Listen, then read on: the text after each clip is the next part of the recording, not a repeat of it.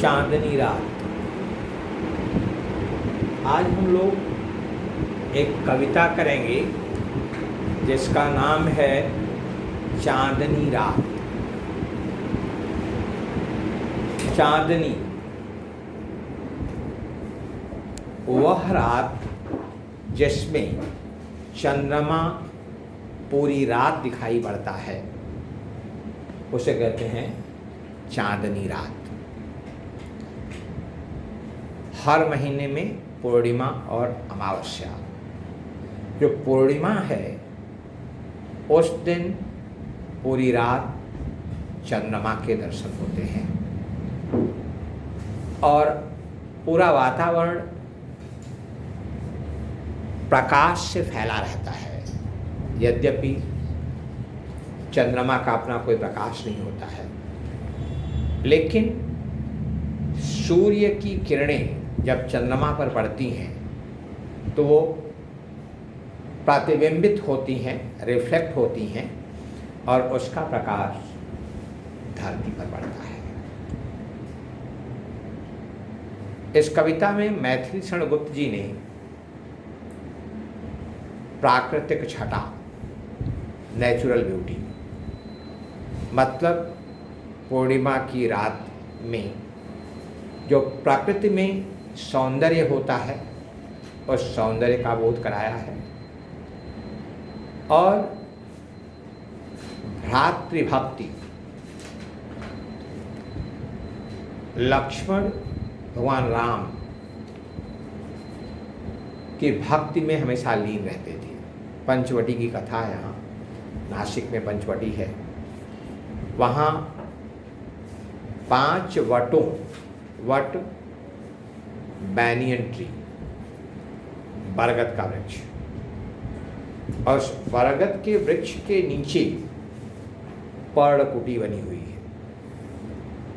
रात के समय जब बहुत ही सुहावना मौसम है, बहुत ही सुंदर दृश्य है, भगवान राम और सीता पर्णकुटी के अंदर आराम कर रहे हैं और उनका भक्त लक्ष्मण पर्णकुटी के सामने एक शिला है, पत्थर का टुकड़ा है, उस पत्थर के टुकड़े पर बैठा हुआ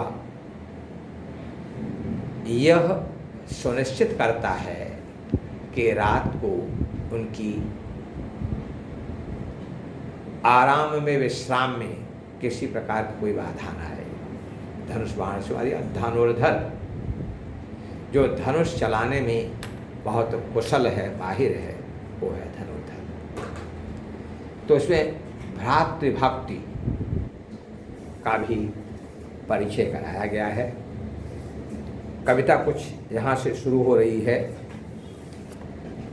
चारु चंद्र की चंचल किरणें खेल रही हैं जल थल में। चारु मतलब सुंदर, चंद्र मतलब चंद्रमा। चंद्रमा की सुंदर किरणें कहाँ कहाँ पड़ रही हैं?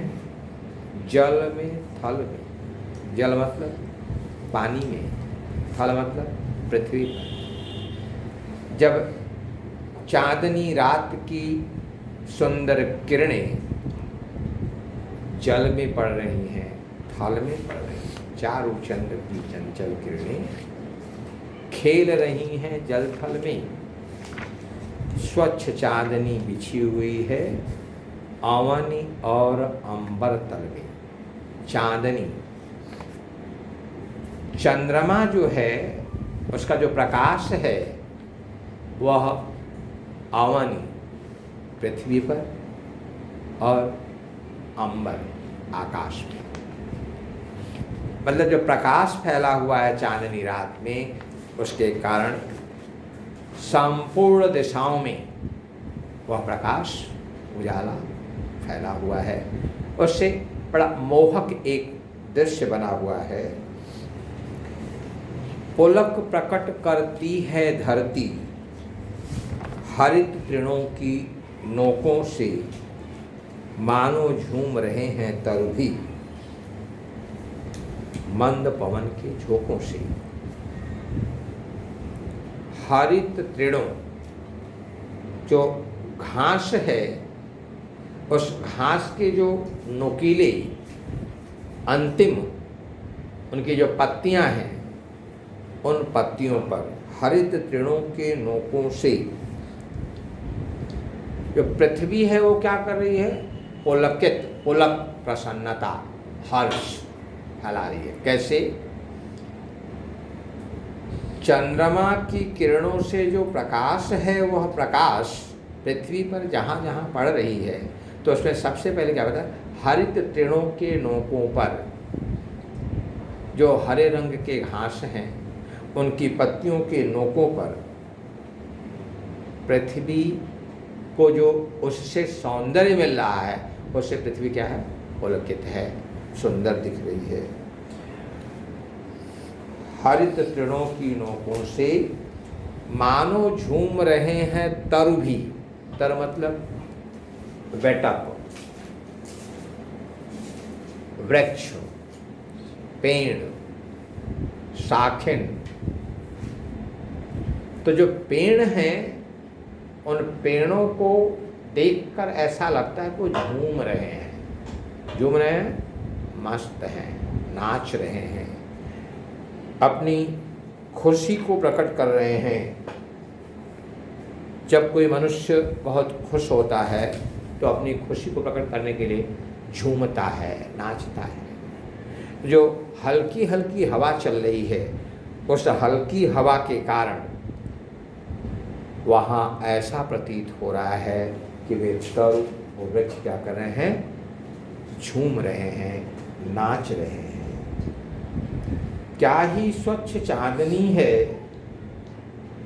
यह, है क्या ही निस्तब्ध निशा, निस्तब्ध, शांत, बिल्कुल शांत, एब्सोल्यूट क्वाइटनेस, शांति। क्या ही स्वच्छ चांदनी है, चांदनी की निर्मलता, चांदनी को देखकर लगता है कोई भी मलिनता, कोई भी गंदगी नहीं है, स्वच्छ है, निर्मल है क्या ही निस्तब्ध निशा। चारों दिशाओं में रात, निशा मतलब रात्रि, रात्रि में स्तब्धता छाई हुई है, चारों तरफ शांति छाई हुई है स्वच्छंद सुगंध गंध वह, स्वच्छंद सुमंद गंध वह, सुगंध सुंदर गंध, मंद जो हल्की हल्की धीरे धीरे, सनई सनई जो, कौन? स्वच्छंद सुमंद गंध वह, स्वच्छंद जिस पर किसी का कोई नियंत्रण न हो, स्वच्छंद जो अपनी मर्जी से, अपनी इच्छा से, सुमंद जो बहुत धीरे धीरे चल रहा हो, गंध चारों दिशाओं में, गंध हवा के कारण अपनी इच्छा से यहाँ वहाँ फैल रही है। निरानंद है कौन दिशा, निरानंद, नेह प्लस आनंद। कौन सी दिशा है जिसमें आनंद नहीं है? निरानंद है कौन दिशा? कोई ऐसी दिशा नहीं है जहाँ पे आनंद आनंद ना हो, मतलब चारों तरफ आनंद क्या हुआ है? फैला हुआ है। निरानंद जिसमें कोई आनंद ना हो। बंद नहीं है अब भी चलते हैं नियत नटा के कार्यकलाप, नियति नटी के कार्यकलाप। नियत मतलब प्रकृति, जो प्रकृति है उसके जो कार्य हैं वो सारे के सारे कार्य, यूजुअली रात में प्रकृति के काम कुछ दिखाई नहीं पड़ते हैं, सब बंद हो जाते हैं, चारों तरफ अंधेरा होता है। लेकिन चांदनी रात में क्या है? चारों तरफ दिखाई पड़ रहा है, सब कुछ प्रकाशमान है। और प्रकृति के जितने काम हैं, सारे के सारे काम कोई बंद नहीं है, सब के सब चल रहे हैं। वे कैसे चल रहे हैं? पर कितने एकांत भाव से, कितने शांत और चुपचाप। एकांत भाव से। एकांत मतलब अकेले में, चुपचाप मतलब बिल्कुल शांति से। चांदनी रात में प्रकृति के जितने कार्य हैं वह सबके सब चल रहे हैं, लेकिन उन कार्यों को होते रहने का कोई इशारा नहीं है, कोई ज्ञान नहीं हो रहा है, कोई तूफान नहीं है, कोई तेजी नहीं। शांतिपूर्वक सारे के सारे काम चल रहे हैं। किसके? नियति के, प्रकृति के। है बिखेर देती वसुंधरा मोती सबके सोने पर। जो चांदनी रात होती है उसमें थोड़ी शीतलता होती है, तो शीतलता के कारण जो वाष्प होता है, भाप होता है, जो स्टीम होता है, वह स्टीम क्या होता है? वह मोती के रूप में, मोती मतलब ड्यू ड्रॉप्स, वे फ्रीज होते हैं। फ्रीज होकर के छोटे छोटे पानी के बूंद के रूप में, ओस की बूंद के रूप में पेड़ों पर, घासों पर, फूलों पर, पत्तियों पर, वही कह रहा है बिखेर देती वसुंधरा मोती सबके सोने पर। वसुंधरा पृथ्वी, पृथ्वी पर चारों तरफ चांदनी रात में ओस की बूंदें मोती के समान बिखर जाती हैं चारों तरफ, और रवि बटोर लेता है उनको सदा सवेरा होने पर।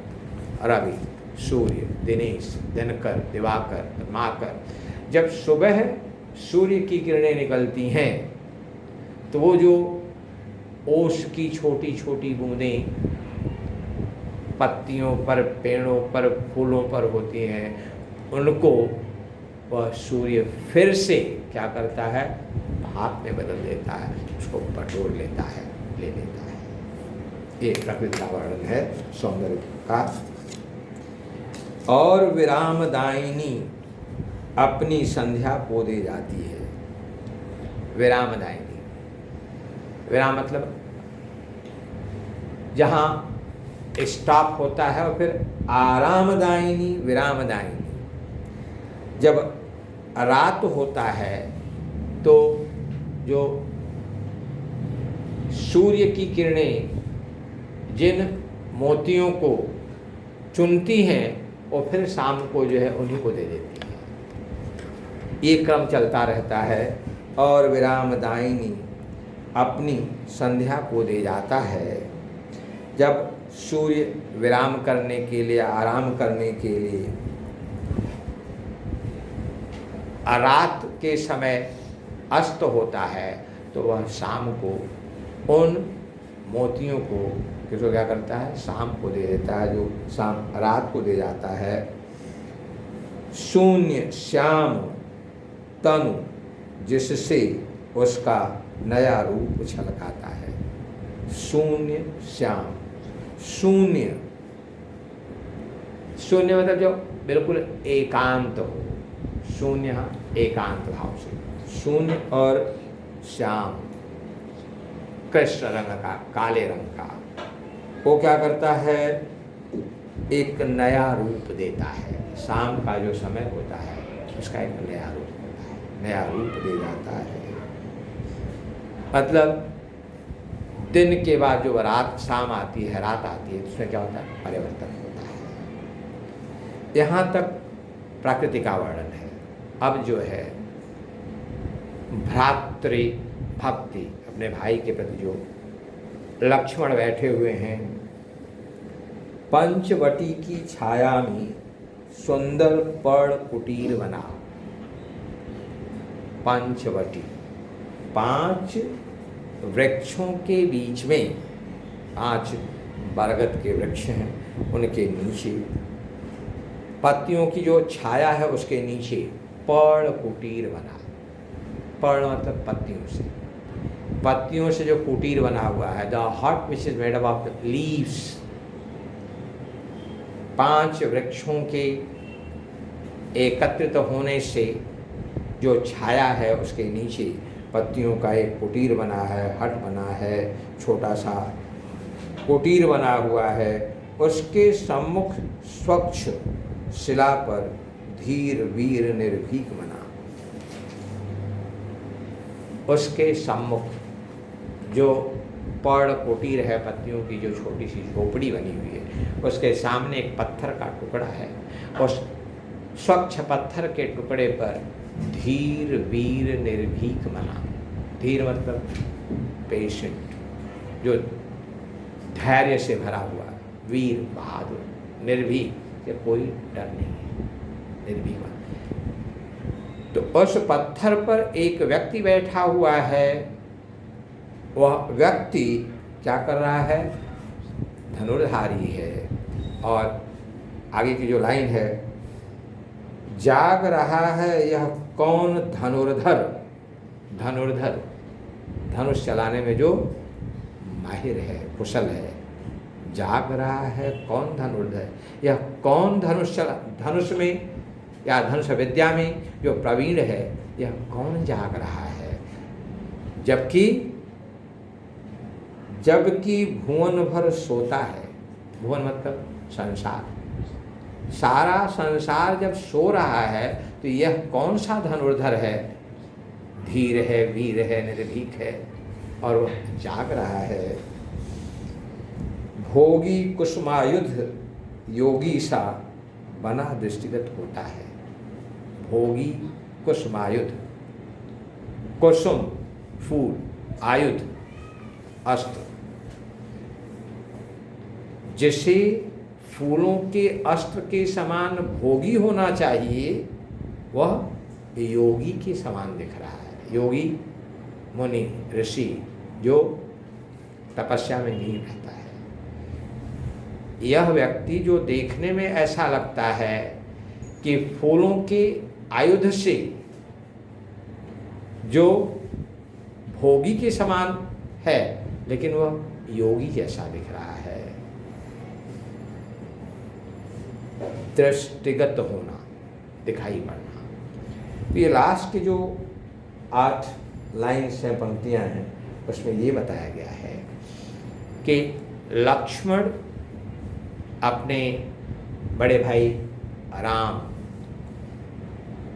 और उनकी पत्नी सीता जो रात्रि के समय आराम कर रहे हैं, उनके आराम में कोई विघ्न न हो, बाधा न हो, कोई शत्रु आकर उन्हें नुकसान न पहुंचा सके, इसलिए वो रखवाली कर रहे हैं। तो इस कविता में प्रकृति का एक मनोरम दृश्य, और वह कौन सा दृश्य? चांदनी रात का। खास करके जो शरद पूर्णिमा के दिन जो चांदनी रात होती है, वह बहुत ही मोहक होती है।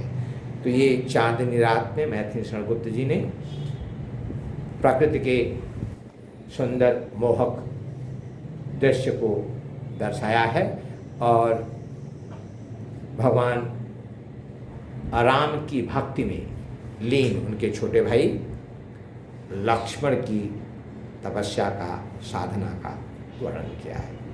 एक बार इसे देखो।